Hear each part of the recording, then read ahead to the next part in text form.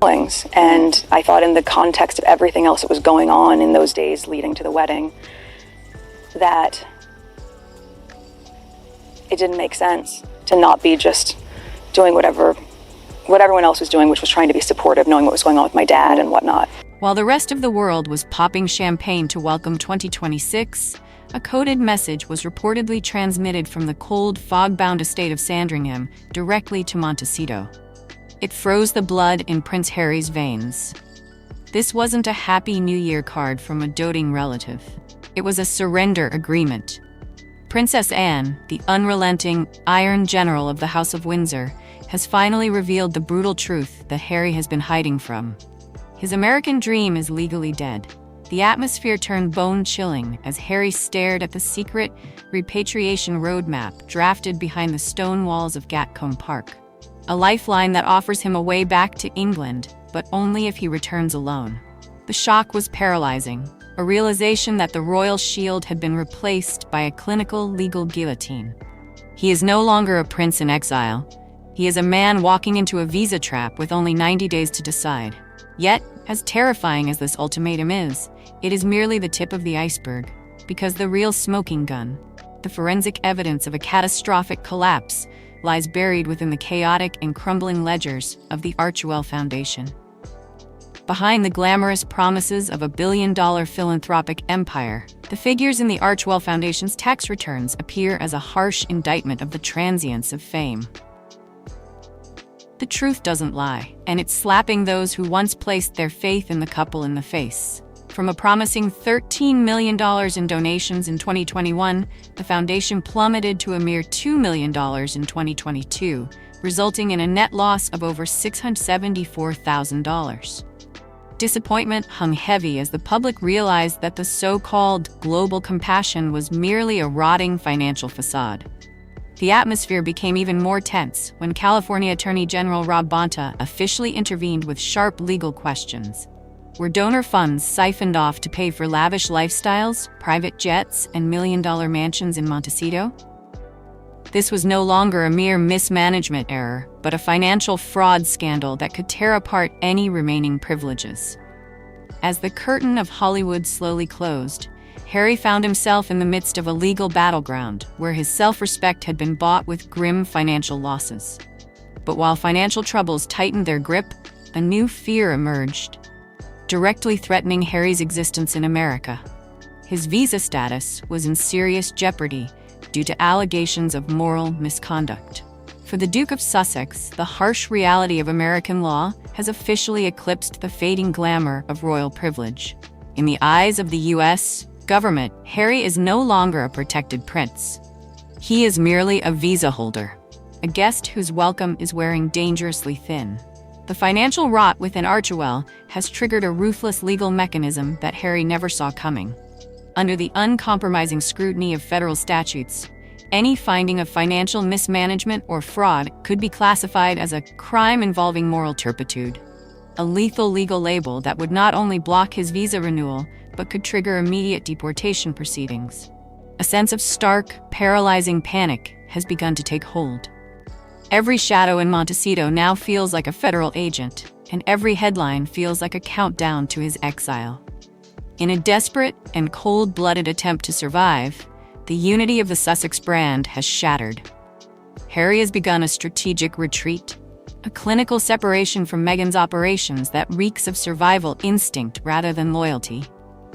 Reports from behind closed doors suggest a man pushed to the brink, reportedly refusing to sign the 2025 financial statements, as he realizes his signature could be the very thing that shackles him to a criminal indictment. He is seen walking the beaches alone, a ghost of his former self, frantically trying to decouple his personal status from the sinking ship of their foundation. This is no longer a marriage. It is a battle for legal immunity. Yet, as he drifts further into isolation, he realizes that distancing himself from the brand is not enough to save his future. Just as the walls of the American legal system seem ready to crush him, a cold, familiar hand has reached out from across the Atlantic, offering a shadowy and conditional lifeline known as Princess Anne's Repatriation Roadmap. The Repatriation Roadmap offered by Princess Anne is not a gesture of mercy. It is a clinical, ironclad ultimatum that demands nothing less than total surrender.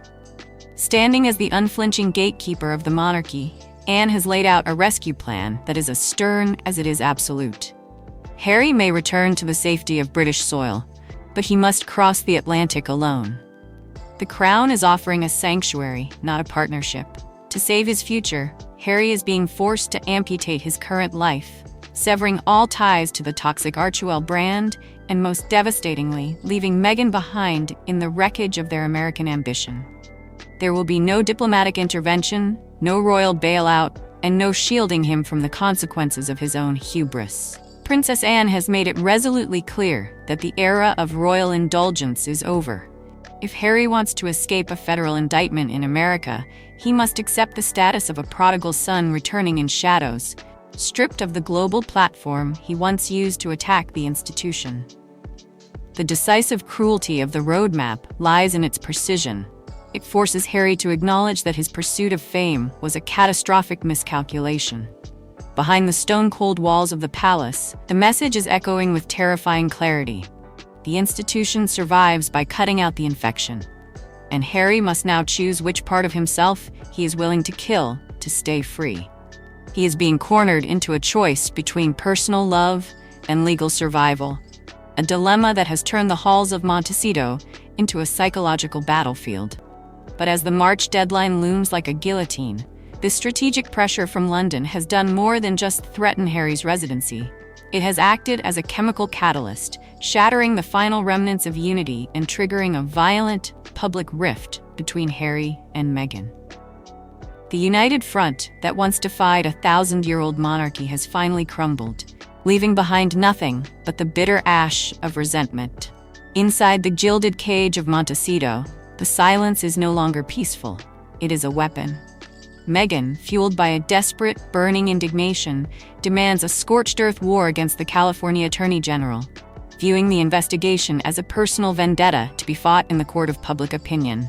But Harry, paralyzed by the looming shadow of a prison cell or an Atlantic deportation flight, has checked out. The agonizing rift between them has widened into an unbridgeable chasm. Where she sees a battle for her ego, he sees the cold steel of a legal trap. The betrayal feels even more caustic as they look toward the horizon of their social circle. The A-list titans who once clamored for their company, the Oprahs, the Clooneys, the Hollywood power brokers, have vanished into the shadows, their silence a deafening roar of abandonment. In the brutal logic of Tinseltown, an association with a delinquent charity is a social contagion, and the Sussexes have become radioactive. As the couple stands on opposite sides of their sprawling mansion, the sense of separation is physical, a visceral realization that they are no longer fighting the world together, but fighting each other for a dwindling future. Meghan's instinct to double down collides violently with Harry's primal urge to flee, turning their sanctuary into a psychological war zone. The love that was supposed to conquer all has been suffocated by tax returns, legal briefs, and the crushing weight of royal isolation. There is no more room for compromise, no more time for PR spin, and no more allies to call. With the March deadline screaming toward them like a high-speed train, the tension has reached a breaking point that no marriage could withstand, forcing Harry to pull the trigger on a devastating final decision that will change the trajectory of the monarchy and his life forever. As the gray morning of the March deadline dawned over Montecito, the American dream didn't end with a bang, but with a heavy, soul-crushing silence. Harry, cornered by the unyielding logic of survival, made the ultimate sacrifice. He chose personal freedom over the wreckage of his marriage. The decision to return to England alone was a tragic surrender, a white flag raised against a tide of legal peril that threatened to swallow him whole. As he boarded the flight back to a homeland that no longer felt like home, he carried the hollow victory of safety.